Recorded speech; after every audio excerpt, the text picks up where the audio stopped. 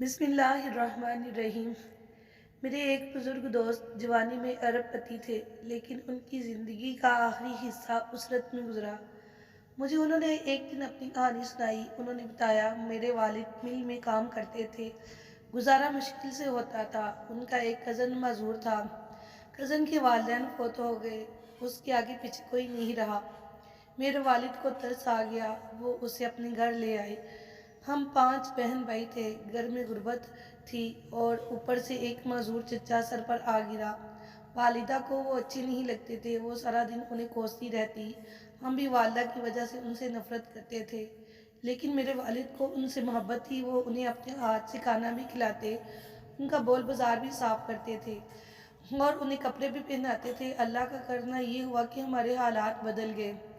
हमारे वालिद ने छोटी सी भट्टी लगाई। ये भट्टी कारखाना बनी और वो कारखाना कारखानों में तब्दील हो गया। हम अरबपति हो गए। 1980 की दहाई में हमारे वालिद फौत हो गए। वो चचा तरके में मुझे मिल गए। मैंने उन्हें चंद माह अपने घर रखा, लेकिन मैं जल्द ही तंग आ गया। मैंने उन्हें पागलखाने में दाखिल करा दिया। वह पागलखाने में रहकर इंतकाल कर गए। बस उनके इंतकाल की देर थी, हमारा पूरा ख़ानदान अर्श से फर्श पर आ गया। हमारी फैक्ट्रियाँ, हमारे घर और हमारी गाड़ियाँ, हर चीज़ नीलाम हो गई। हम रोटी के नवालों को तरसने लगे। हमें उस वक़्त मालूम हुआ, हमारे माजूर चचा हमारे रिज़्क़ की ज़मानत थे।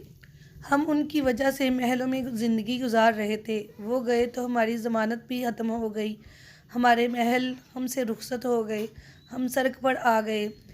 इन तमाम वाक़यात से मिलने वाला सबक ये है कि हम नहीं जानते हम किन लोगों की वजह से ज़िंदा हैं, हम किन की वजह से कामयाब हैं, हम किन की बदौलत महलों में ज़िंदगी गुजार रहे हैं। हम ये भी नहीं जानते कि हम किस को बस से उतारेंगे, हम किस को कश्ती से बाहर फेंकेंगे और हम किसके खाने की प्लेट उठाएंगे और फिर वो हम शख्स हमारा रिस्क, हमारी कामयाबी और हमारी ज़िंदगी साथ ले जाएगा।